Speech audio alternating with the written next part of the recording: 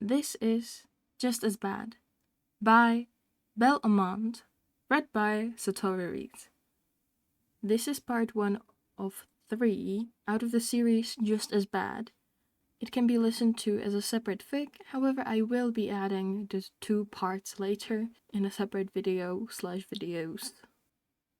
Summary. Prompt. Hitoshi thought that Midoriya was the golden child. He decided that he shouldn't involve himself with Midoriya or Class 1A when he transferred. But after a month of trying to deter the greenet with whatever harsh words he could, he decided that he should, maybe, take another step forward. It's not like Midoriya would understand what he's saying. He's probably never had those words directed at him since he was so privileged. But he watched as the freckled teen's kind smile faded away, replaced by sadness and betrayal. Hitoshi didn't know what he did wrong, until the greenet walked away and the angry blonde walked up to him, anger sparking in his eyes. What the fuck was that? And then Hitoshi learned that Midoriya wasn't as golden as he made the boy out to be. Or Hitoshi Shinsou fucks up. Izuku Midoriya has many things. He has one of the best quirks that Hitoshi knows of. A group of friends that Hitoshi is almost certain would murder anyone who so much as looked at him wrong, and some of the most expressive eyes that Hitoshi has ever seen. He's strong and smart and has all of UA wrapped around his little finger. Even Aizawa, no matter how much the man calls him problem child. If anything, that only proves Hitoshi's point more.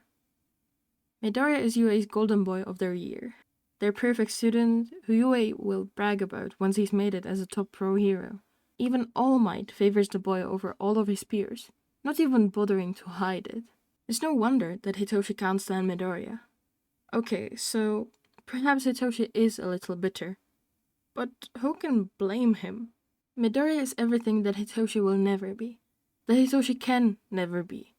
And that doesn't even seem to be enough for the 1A star. No, Midoriya just can't be satisfied with all of the praise, attention, hell, even the numerous admirers that he's gained.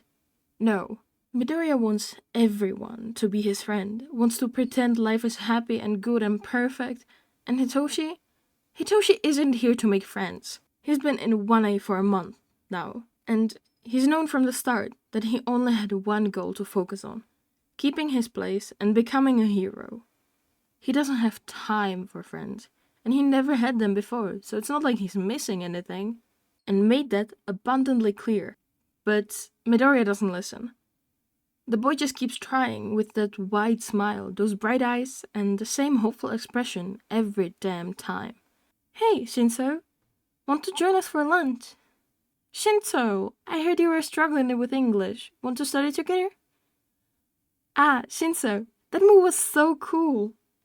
Hitoshi warded him off every time, more irritated with each passing attempt. It doesn't help how fake Midoriya clearly is, after all. No one would willingly choose to hang out with the villain kid over anyone else in 1A, especially not someone as blessed as Midoriya. Midoriya has never known hatred, he's never known isolation or discrimination, he's never known bullies and doubts, he's never had no one to believe in him, no one in his corner to back up his dreams. Maybe that's why he says it, the next time Midoriya speaks to him. Training had been tough, and Hitoshi is tired and done. He's trailing at the end of the group, too exhausted to keep up, and not caring enough to try. Most of his peers have already made it to the locker rooms, ready to head back to the dorms or get a snack from the school cafeteria. But Midoriya spots him, and his eyes light up, and he lingers back to speak. Shinsou, he starts, with the same fakely enthusiastic tone that drives Hitoshi up the wall. He'd rather the boy quit trying, his false niceties grating to hear. I saw how you took down Ojiro. That was amazing. How did you do that kick? Can you just leave me alone already? Hitoshi snaps, then carries on, temper getting the better of him. Kami, what the fuck has to happen for you to leave me alone? It's more likely that you jump off a roof before I care. Midoriya is the golden child. Hitoshi knows this. He's never had someone say something like that to him. Not like Hitoshi has. But when Hitoshi sees Midoriya's eyes, He's caught off guard, because Midoriya's eyes are shattered, filled with sadness and betrayal that Hitoshi didn't even know the boy could feel. He opens his mouth, then closes it, then nods and walks away.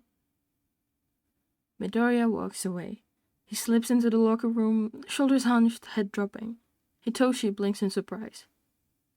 And then Bakugo storms up to him. And where did he come from? Hands twitching as he jabs a finger into Hitoshi's chest. What the fuck was that? Bakugo shouts, and Hitoshi flinches before narrowing his eyes. What's it to you? Hitoshi responds, because if he knows one thing, is that Bakugo is one of the only ones in his entire school that doesn't look at Midoriya like he's going to be the future #1 hero. But here Bakugo is, shouting in his face. What the fuck has you in such a bad mood that you'll tell him to jump over a goddamn roof? That's not what I said. Hitoshi starts, and Bakugo lets out a single laugh, the sound of disbelieving and grating. Sure as hell sounded like it. And besides, Hitoshi continues, rage flaring, the more the angry Pomeranian yells at him. It's not a big deal. He'll get over it. It's not like he's had to really deal with that kind of talk before. It won't faze him. What? If Bakugo was fire and explosions before, his frigid eyes now. His voice oddly chilled as he utters the single word. It's infuriating. Look at him, Hitoshi snarks, head tilting in the direction Midoriya went. He's a boy with the golden quirk and the perfect life. I bet his old school made an icon out of him. He wasn't bullied and isolated over something that he couldn't even control. Bakugo's eyes light up with fury, and Hitoshi wonders why, until the boy shouts, He was quirkless, you insensitive fuck! What? Bakugo continues to shout, unaware of how every word turns Hitoshi's irritation into a freezing pit of guilt and shame. He was quirkless until the goddamn motherfucking entrance exam. Deku had no quirk. No magical power, no ice, no strength, and definitely not something as cool as explosions. Deku didn't even know he had a quirk until that day, and we sure as hell didn't either. Do you think that you had it bad? Deku's been isolated since 4 years old, bullied since 6, and suicide baited since 7. The teachers kept bets on whether he'd show up to his face next year, or if he'd finally call it quits and show up in the news as another statistic. So don't you dare tell me that Deku had a perfect childhood when I was the one ruining it. Hitoshi stares at Bakugo, mouth agape. Quirkless? Until he was, what? 14? Hitoshi isn't naive. He knows that the bottom of the social hierarchy doesn't end at villainous quirks, or even pointless ones. No, it ends at quirklessness. And that's where Midoriya stood, not at the top as Hitoshi had presumed. Izuku Midoriya was at the lowest rung. Oh, Kami. Hitoshi fucked up. Fuck, Hitoshi murmurs. I didn't know. Gee, I wonder why. Bakugo retorts, voice dripping with sarcasm. It's not like Deku would be afraid of telling people because quirkless people are always bullied and told to jump off of rooftops for trying to be nice and make friends. Hitoshi feels like he's choking. The words hard to ask. He really wanted to be my friend, didn't he? He wasn't joking or trying to trick me? No, Bakugo says, his face turning into something almost regretful. Deku doesn't do that stuff. He just wants to have friends. Always have. I need to apologize. Hitoshi realizes and Bakugo huffs. You fucking better. His tone leaves no room for argument. But Hitoshi picks one, anyways. What did you do, huh? He lets accusation seep into his tone, because Bakugo admitted that he bullied Midoriya for years. And Hitoshi is just as bad, even if not on the same scale. He jumped to conclusions, made false assumptions, and shoved Midoriya away with cruelty, instead of seeing the boy's earnestness. Bold of you to assume I'm done making up for it. Bakugo mutters, and then he scoffs. I'm not telling you how to fix it. I'm just saying you better, because I'm not watching him go through the same shit twice. Bakugo storms into the locker room, and Hitoshi follows. Most of the boys are still there, talking away. They don't bother Hitoshi when he walks in, which makes it all the more awkward when Hitoshi realizes why it's so silent. Because Midoriya was the one who would speak to him while changing, but the boy isn't even in the room. "Where's Midoriya?" Hitoshi asks, and the room falls silent and cold. "Why do you want to know?" Todoroki asks, voice as icy as his quirk. He's protective of Midoriya, and Hitoshi is 80% sure that the two are either together or in some stupid circle of mutual pining. And Hitoshi's inquiry is clearly putting him on edge. "I need to talk to him about something," Hitoshi says, keeping his explanation purposefully vague, because shit, man, he doesn't want everyone to know how much of an asshole he just was. Todoroki's eyes narrow, and he looks away. Hitoshi looks around the room, where most of them give vague shrugs and non-committal answers. It's Ida who speaks up, likely for his duty as class representative. Midoriya changed rather quickly, then slipped out. He said he was heading for the dorms, but he seemed rather upset. The question is clear in the taller boy's eyes.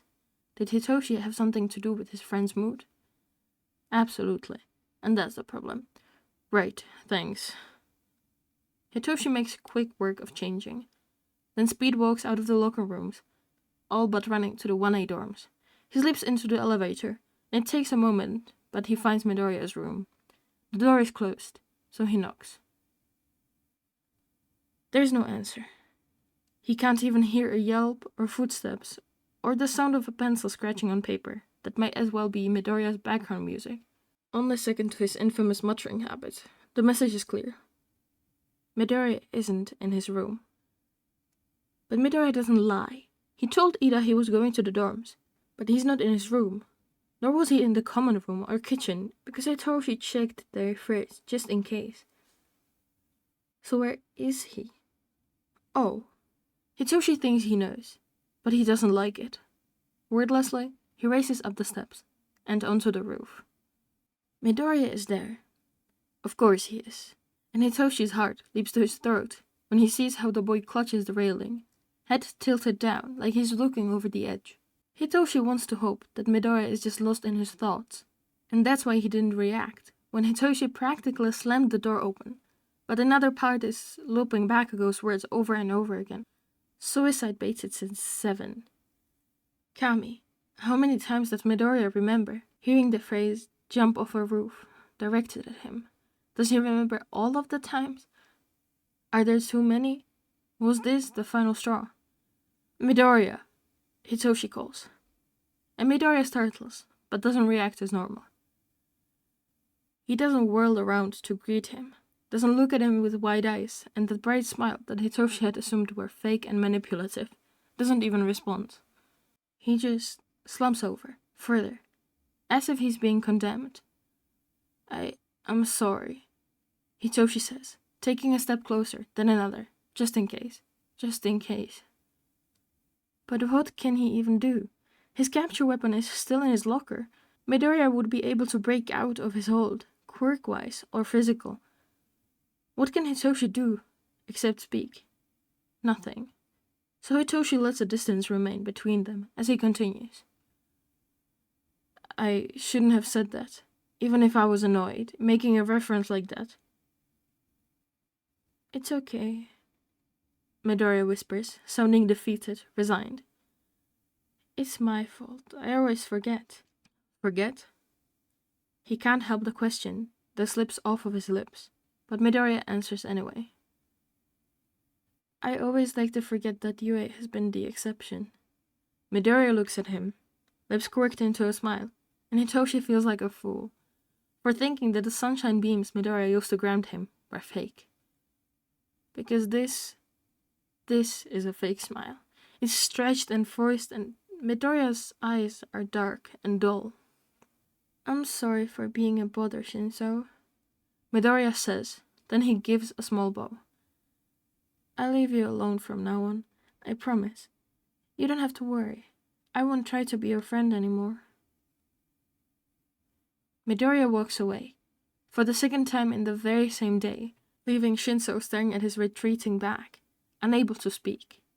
It's funny how a few short hours ago, Shinsou would have been relieved to hear Midoriya say that to him. Now, it feels like he's made one of the biggest mistakes of his life, and he can't talk his way out of this.